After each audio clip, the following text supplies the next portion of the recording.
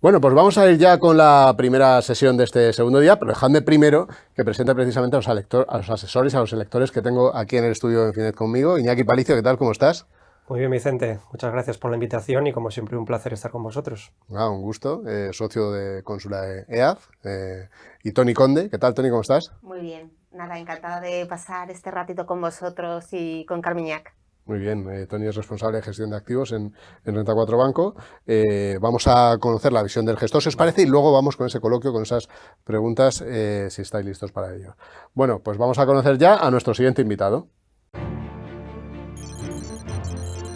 Empezamos este BIOS viajando a Londres, donde nos espera ya Mark Denham. Seleccionar buenas empresas europeas con sólidos crecimientos a largo plazo y sostenibles puede parecer todo un reto en estos momentos. Pero Mark las encuentra y cree que el mercado volverá a fijarse en ellas cuando pase el fuerte pesimismo actual. Otro reto para él sería hacer esta ponencia en castellano y estamos seguros de que podría porque suele venir a España de vacaciones. Gracias por estar con nosotros.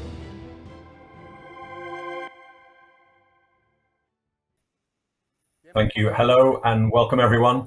My name's Mark Denham. I'm the head of European Equities here at Carmignac. And today I'm going to talk Gracias y hola a todo el mundo. Mi nombre es Mark Denham y soy el director de Capital Europeo en Carmignac. Hoy os voy a hablar de uno de nuestros fondos, el Carmignac Portfolio Grande Europa. Es nuestro fondo de capital Large Cap y a largo plazo europeo. Siguiente diapositiva, por favor. Si resumiera el fondo, sería de la siguiente manera. Es un fondo ascendente de selección de valores, que escoge empresas de alta calidad en las que invertir, con un horizonte temporal de muy largo plazo. Como bien sabéis, hay muchos otros fondos que se describen de esta misma manera, pero nosotros nos diferenciamos por tres factores clave. Primero, invertimos en empresas de alta calidad, pero utilizamos un método patentado para definir lo que es una empresa de calidad, y es un sistema que yo llevo usando desde 2003, es decir, 19 años de experiencia en mercados alcistas, bajistas, de value y de growth. Segundo, mientras que la mayoría de nuestros valores en cartera son empresas contrastadas de alto valor, también tenemos una minoría del fondo que busca innovación que pase desapercibida en Europa, aunque haya que desviarse para poder encontrarla. Y tercero, al igual que todos los inversores hoy en día, integramos ESG en nuestra selección de valores. Es decir, tenemos en cuenta criterios de medio ambiente, sociales y gobierno corporativo a la hora de evaluar el ratio de riesgo-recompensa de cualquiera de nuestros valores. Sin embargo, en este fondo, vamos más allá de la integración de ESG y seleccionamos empresas que contribuyen positivamente a la sostenibilidad. Lo hacemos implantando un objetivo de carbono bajo o centrándonos en empresas que contribuyan a los Objetivos de Desarrollo Sostenible de las Naciones Unidas.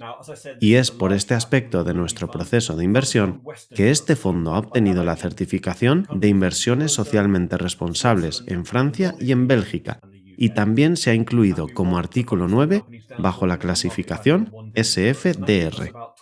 Vamos a echar un vistazo al proceso de inversión en la siguiente diapositiva. Como he dicho, esto es un fondo de large cap a largo plazo exclusivamente centrado en Europa Occidental, es decir, los países de la eurozona, Suiza, la región nórdica y el Reino Unido. Y nos centramos en empresas con un valor de mercado de al menos 1.000 millones de euros, lo que supone poder escoger de entre 1.200 empresas. Después aplicamos varias etapas de nuestro proceso de inversión, y el primer filtro es el ISR. Nosotros nos queremos centrar en empresas con credenciales sólidos y sostenibles, y lo hacemos a través de dos filtros. El primero consiste en un filtro negativo que aplicamos para excluir aquellas empresas que contribuyen negativamente, y también para resaltar aquellas que sí aportan positivamente a los objetivos de desarrollo sostenibles. Y enseguida os explico cómo lo hacemos. Usando este filtro reducimos nuestro universo en un 25% y después aplicamos el filtro financiero que se basa en una filosofía de inversión que he estado usando durante 19 años. Básicamente nos centramos en empresas con alta rentabilidad sostenible, que reinvierten internamente para hacer crecer el negocio de cara al futuro, y eso reduce en 2/3 adicionales nuestro universo, lo que aún nos deja 300 empresas sobre las que tenemos que realizar nuestra investigación fundamental, fijar objetivos de precio por acción y después realizar la composición de cartera y gestión de riesgo habituales. Siguiente diapositiva. Antes mencioné los dos componentes de nuestro filtro ISR, y aquí podemos ver las exclusiones divididas en dos clases. En el lado izquierdo tenemos las exclusiones energéticas, porque buscamos empresas con bajas emisiones de carbono. Resumiendo, excluimos a cualquier empresa que esté expuesta a combustibles fósiles o a generación de energía a través de los mismos. En el lado derecho están nuestras exclusiones éticas, y estas son empresas con exposición a actividades en las que no queremos invertir nuestro dinero. Estas son la fabricación de armas, tabaco, apuestas y juego, entretenimiento para adultos o incluso alcohol. En cambio, en la siguiente diapositiva se puede apreciar que también queremos ensalzar aquellas empresas que sí contribuyen positivamente. En la derecha se puede ver cómo hemos seleccionado 9 de los 17 objetivos para el desarrollo sostenible de la ONU. Y hemos seleccionado esos 9 porque son aquellos en los que tiene sentido pensar que es ahí donde una empresa puede contribuir. Y para que podamos decir que una empresa o una inversión está contribuyendo a estos ODS, más del 50% de sus ingresos han de estar alineados con uno de esos ODS. Es un umbral muy alto. Por poner un ejemplo, si una empresa tiene un 25% de ventas que provienen de la venta de turbinas eólicas, no contribuiría el suficiente ODS de energía no contaminante, ya que está por debajo del 50%. Se puede observar en la derecha que el 72% de nuestro fondo está compuesto de valores que aportan más de un 50% a esos ODS. Entre ellos destacan el número 3, salud y bienestar, el 9, industria e innovación, el 7, energía asequible y no contaminante, y el 11, ciudades y comunidades sostenibles. A la izquierda se puede ver en rojo cómo nuestra intensidad de carbono y nuestra exposición a combustibles fósiles está muy por debajo del nivel de nuestro índice de referencia, y también de nuestros objetivos. El componente financiero es la segunda etapa de nuestro filtro y se basa en mi filosofía. Todos sabemos que a corto plazo los precios de los valores pueden subir o bajar por una variedad de motivos, pero que a largo plazo los precios reflejan lo bien o mal que lo ha hecho la empresa subyacente. A poder ser, nos gusta empezar identificando características que nos guíen y así poder saber qué empresas tienen las mejores perspectivas a largo plazo. Nuestra filosofía nos indica que las empresas con mejores perspectivas a largo plazo poseen dos características: una alta rentabilidad sostenible y una reinversión de los beneficios internamente para el crecimiento de la empresa en el futuro. Este es el concepto, pero hay que convertirlo en una herramienta que podamos usar, y para ello tenemos varias mediciones de rentabilidad, como el método Holt, cash flow de retorno sobre la inversión, ratio de reinversión y la volatilidad del margen operativo en los últimos 10 años. Todas estas mediciones nos ayudan a clasificar las 1.200 empresas de nuestro universo. Así podemos medir y obtener una calificación compuesta e identificar numéricamente qué empresas están más alineadas con nuestra filosofía. Hablemos ahora de la gestión del riesgo. Aparte del riesgo regulatorio y de compliance, tenemos un equipo de riesgo front office que diariamente redacta informes resaltando no solo las exposiciones de los valores y sectores de la cartera, sino también la sensibilidad de la cartera a factores macro. Factores como el cambio de divisas, el ritmo de crecimiento, los tipos de interés, etc. Con ello, si fuera necesario, podríamos modificar la cartera. Sin embargo, tengo que resaltar que el driver principal de la composición de la cartera es simplemente una selección de valores ascendente. También se puede observar el riesgo ESG.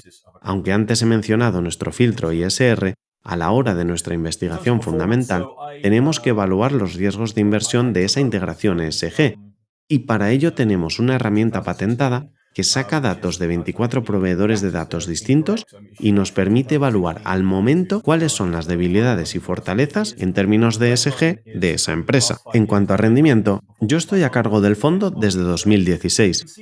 Me estoy dando cuenta ahora que el Access es erróneo, faltan años, y debería reflejar desde 2016 hasta hoy.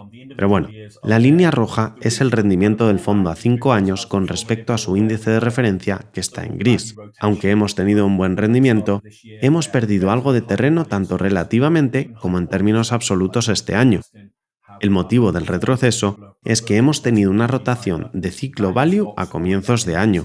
Los valores con valoraciones altas, incluso aquellos de alta calidad en los que invertimos, no han rendido bien, ya que la gente ha preferido invertir en valores value o en el sector energético, el del petróleo y materias primas, sectores en los cuales no tenemos exposición como resultado de nuestro filtro ISR. Sin embargo, incluso después de este importante retroceso, si ves los rendimientos anualizados a 3 y 5 años en la parte inferior, se puede ver claramente cómo estamos muy por encima de nuestro índice de referencia y hemos tenido retornos significativos para nuestros clientes. Más de un 8% anual a 5 años y más de un 11% anual a 3 años. Siguiente diapositiva. Aquí hemos comparado el fondo con otros 10 fondos de valores europeos con artículo 9.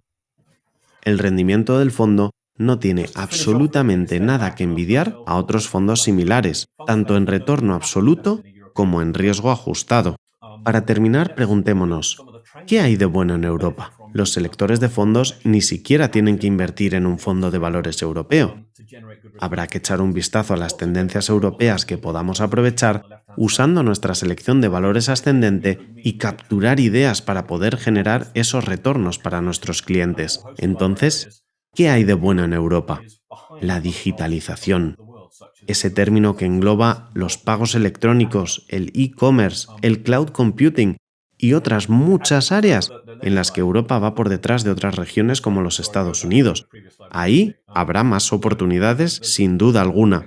Aparte de los grandes nombres del sector, como la compañía de software SAP o el fabricante de semiconductores ASML, hay empresas de nicho como Adyen, líder mundial en pagos electrónicos e e-commerce, o Nordnet, la plataforma online de compraventa de valores y acciones en la región nórdica. Hay muchas empresas que podemos usar para beneficiarnos de esas tendencias. En segundo lugar, cambio climático y sostenibilidad. Europa es líder mundial en energías renovables. Tenemos a 2 de las 3 empresas más importantes de turbinas eólicas en Europa. La única empresa que se dedica a desarrollar las granjas de vientos alejadas de la costa es Ørsted, y también es europea. Invertimos también en desarrolladores de granjas solares, como Solaria.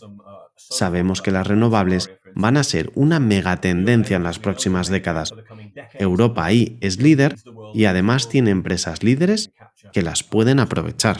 He mencionado antes que tenemos un hueco para la innovación en el fondo y utilizamos el sector biotecnológico como motor.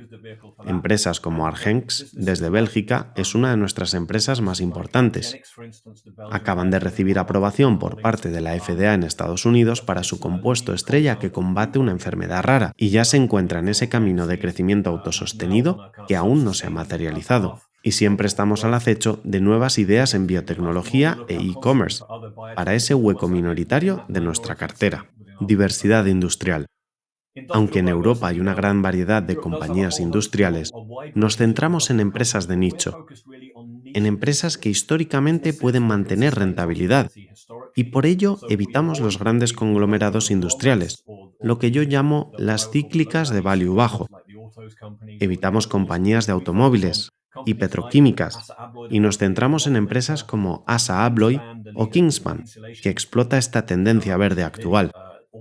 Empresas que además, en virtud de su nicho y posición de mercado, pueden mantener la rentabilidad y, lo que es más importante, lo pueden hacer en estos momentos como el actual, donde hay unos costes al alza, unos tipos de interés al alza y costes energéticos también al alza. Y lo hacen porque pueden trasladar a sus clientes estos costes y así mantener la rentabilidad. Y finalmente, reapertura. Muchas partes del mundo ya han reabierto después de la crisis de la COVID, pero aún las hay que están emergiendo. Empresas como Compass, empresa de catering, o Amadeus, esa de software que proporciona soluciones a las aerolíneas, son las que más sufrieron el impacto de la COVID. Lentamente, están recuperando los niveles de actividad pre-COVID y su precio por acción lo refleja.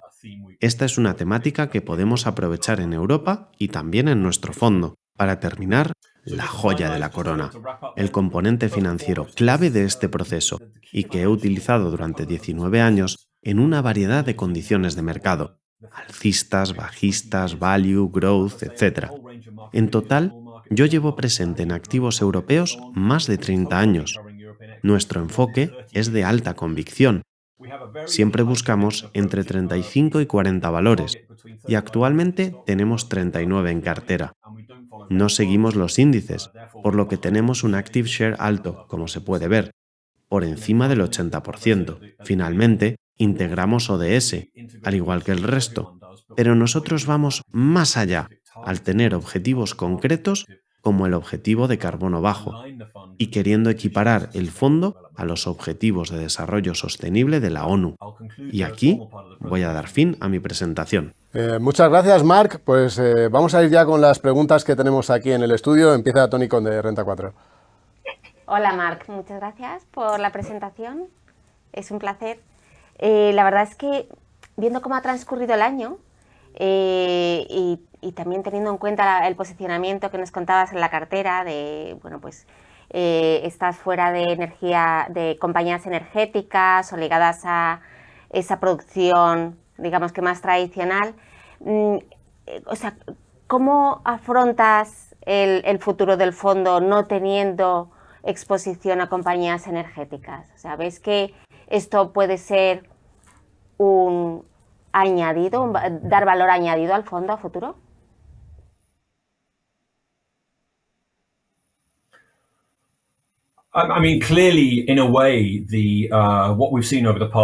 Claramente, es lo que hemos visto durante los últimos meses, empezando con el rally de value, energía, petróleo y materias primas que fueron una parte importante de ello, unidos por supuesto a la tragedia de Ucrania.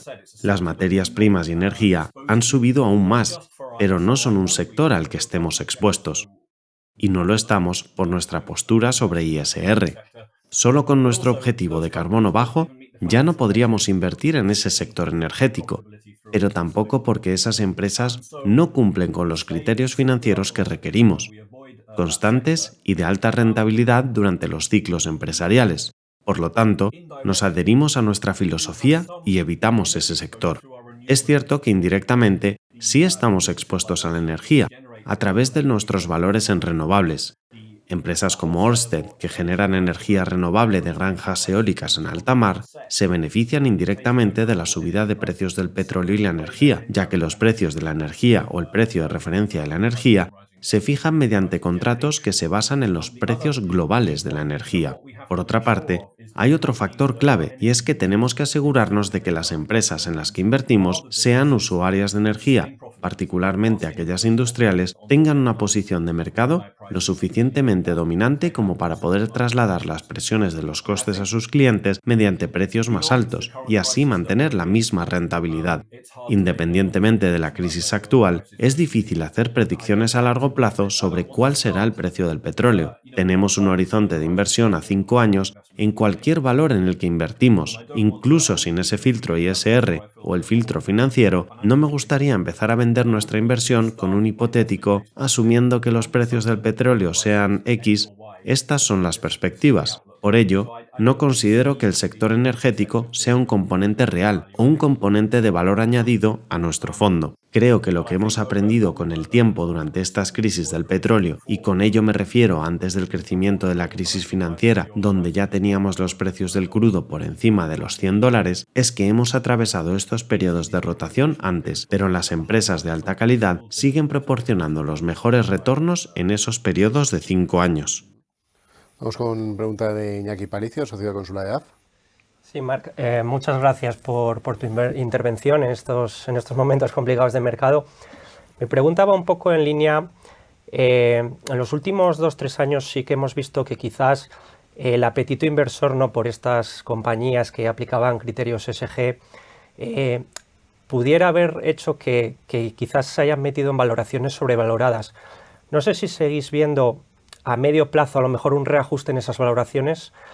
Y también quería enlazar esta pregunta para, en el caso concreto del portfolio de tu fondo, ¿veis posible recorrido en esas medianas y pequeñas compañías que quizás están empezando ahora a cumplir ese tipo de criterios que puedan, por así decirlo, sustituir un poco en rentabilidad a las grandes compañías, ¿no?, que han sido las que quizás más han corrido en estos últimos 2-3 años?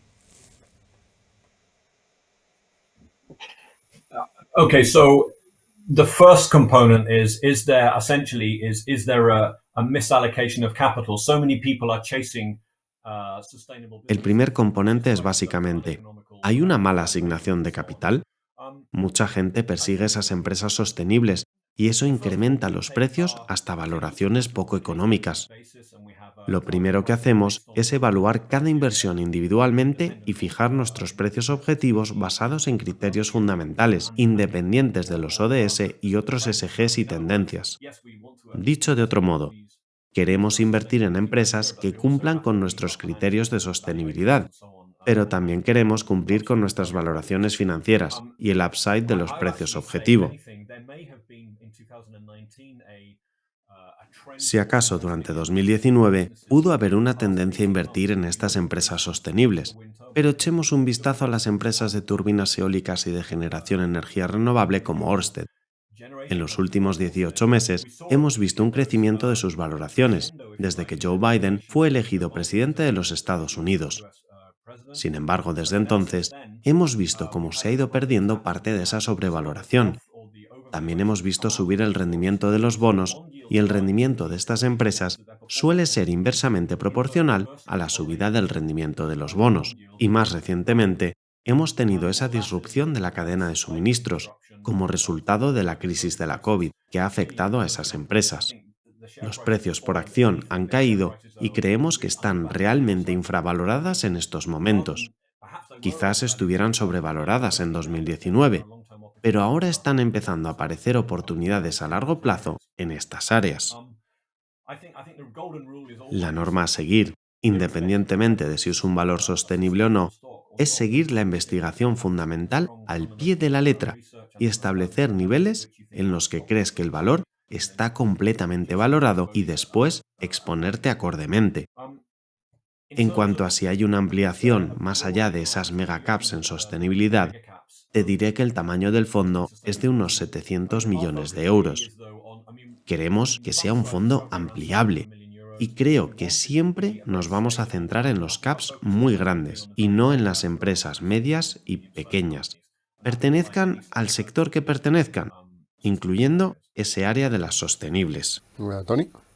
Fenomenal, pues yo tengo una pregunta doble, ¿vale? Porque, bueno, parece que en Europa siempre ocurre que cada vez que se presenta un escenario muy positivo para Europa, acaba ocurriendo algo que enfría también el tono inversor. Entonces, esta sobreponderación con la que empezamos el año en Europa, con un previsible crecimiento en prácticamente todos los países y mejores valoraciones, bueno, pues luego sucedió el conflicto de Ucrania y de nuevo pues parece que todos damos un paso atrás. Entonces, por un lado sería, ¿cómo podemos aprovechar el momento actual? ¿Qué tipo de compañías estás viendo a valoraciones que realmente pues para ti son una apuesta segura? Y en relación con esto,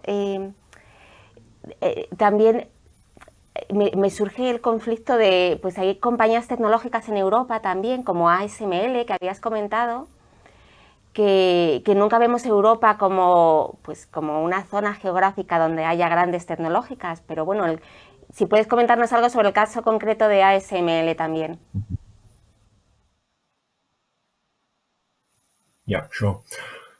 Okay, I mean, I totally agree. It's in a way, I think, so often people are focusing, when is the time to look at Europe? And it might be because valuations, as you say, look relatively attractive, or the outlook for economic growth looks attractive.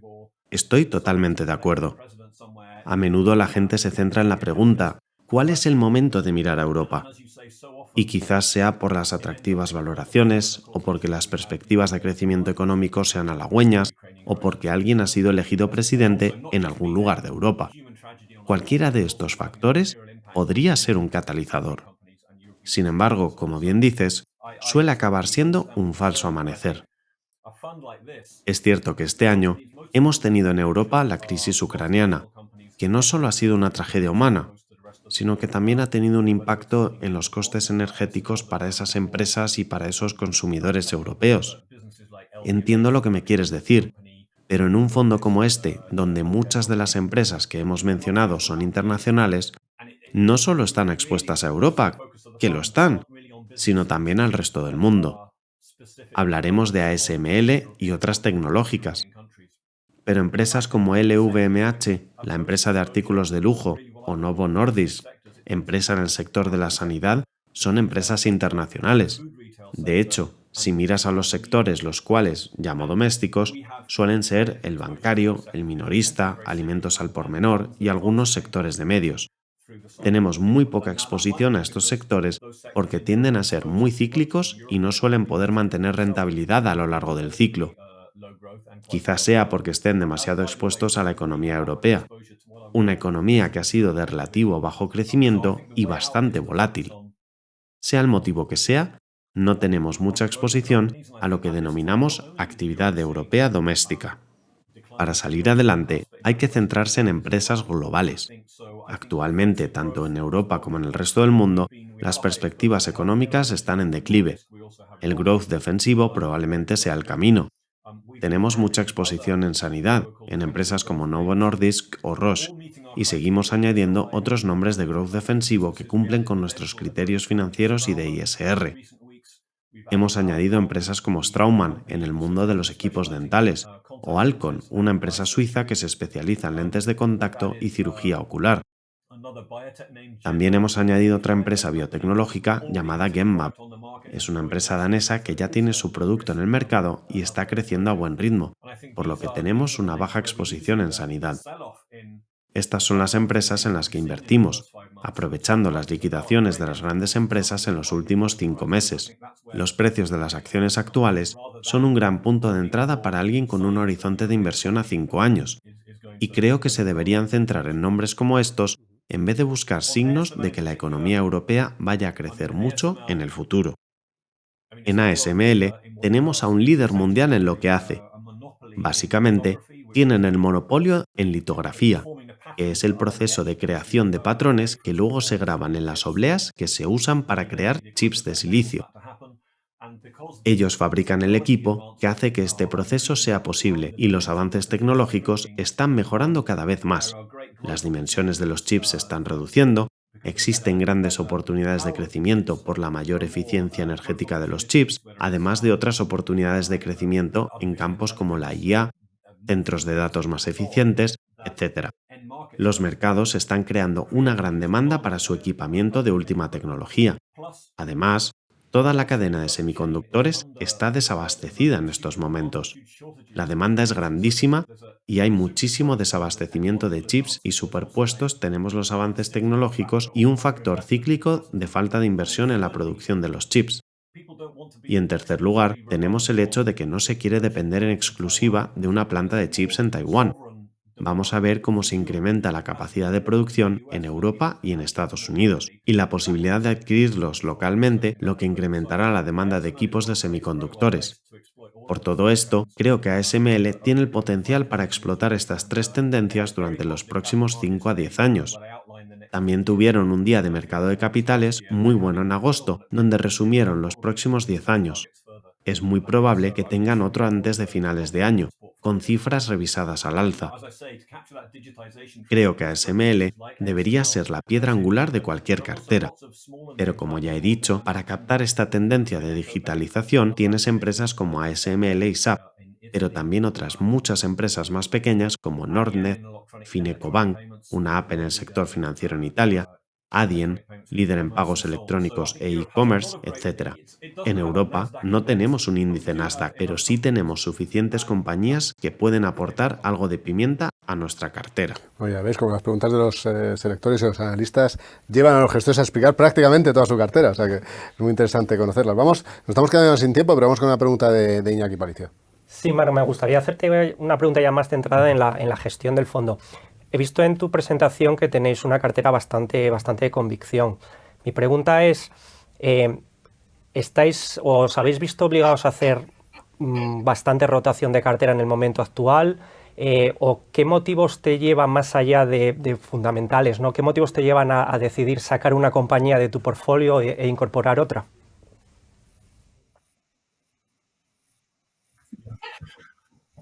I mean, by and large, it's 100% bottom up, the way we select. La forma en la que seleccionamos para la cartera es 100% ascendente. Es una cartera con 35 a 40 valores y en el transcurso de un año, de esos 40 valores, podremos cambiar unos 5 o 6 basados en algunos fundamentos, que se haya alcanzado un precio por acción, una tesis que deja de funcionar o encontramos una idea mejor. La rotación de efectivo dependerá de cuánto se acerque al precio por acción a nuestro precio objetivo. Si un par de valores rinden muy bien y nos acercamos al precio objetivo, reciclaremos efectivo a otros valores que no hayan rendido tan bien. Por tanto, habrá reciclaje de efectivo dentro del fondo, pero esa actividad no cambia los valores que tenemos. Lo que sí cambiarán un poco serán las ponderaciones. En cuanto a variar el fondo por motivos macro o por consideraciones del entorno del mercado, no es algo que hagamos. En su lugar, usamos la volatilidad. Por ejemplo, la volatilidad que hemos tenido este año la hemos usado como una oportunidad para añadir posiciones de alta convicción de empresas que ya tenemos o añadir nuevas empresas, los casos de Staumann y Genmab. No tenemos mucha exposición a productos de primera necesidad, con la excepción de Nestlé, porque con Nestlé sí que incrementamos nuestra exposición en los últimos meses. Ellos tienen un perfil defensivo que es necesario en un entorno de crecimiento económico debilitado. Por supuesto, también superó nuestros filtros. A pesar de todo, diría que la gran mayoría de los cambios en el fondo son lentos, cumplen con el horizonte de inversión a 5 años y son prácticamente 100% ascendentes. Bueno, pues muchísimas gracias, Marc. Nos tenemos que quedar aquí. Siempre son interesantes las preguntas, pero nos hemos quedado sin tiempo. Así que muchísimas gracias por tu presentación y por responder también a las preguntas de nuestros expertos. Thank you. Gracias. Bueno, muchísimas gracias también por acompañarnos, por, ya digo, esas interesantes preguntas, ¿no? Como el gestor para explicar toda la cartera. Así que muchísimas gracias, Iñaki Palicio, por haber estado con nosotros. Un placer, Vicente. Y muchísimas gracias, Toni Conde, también por habernos acompañado. Gracias a vosotros.